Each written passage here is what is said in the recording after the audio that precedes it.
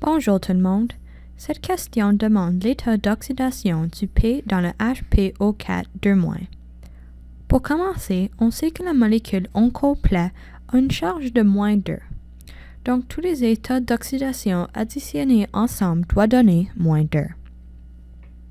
Donc, pour commencer, on va calculer l'état d'oxydation de l'atome d'oxygène. Selon les règles des états d'oxydation, on sait que l'état d'oxydation est -2. À cause qu'il y a 4 atomes d'oxygène, on multiplie son état d'oxydation par 4. Maintenant, on va calculer l'état d'oxydation d'un atome d'hydrogène. On trouve que c'est +1.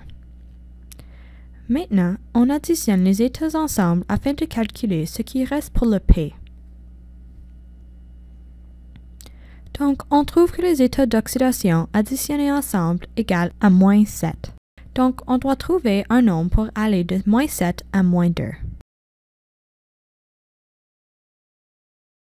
On trouve que l'état d'oxydation de P est +5.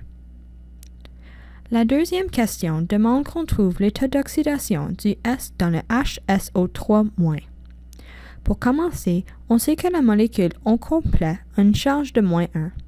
Donc, tous les états d'oxydation additionnés ensemble doivent donner -1. Pour commencer, on va calculer l'état d'oxydation de l'atome d'oxygène.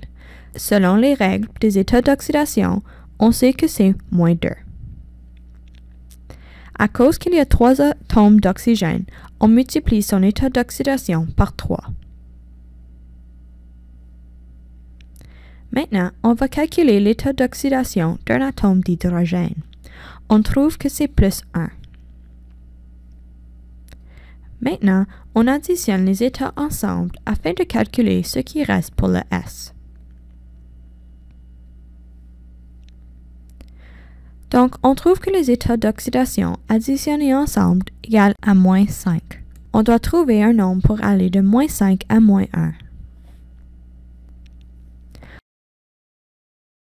On trouve que l'état d'oxydation de S est +4.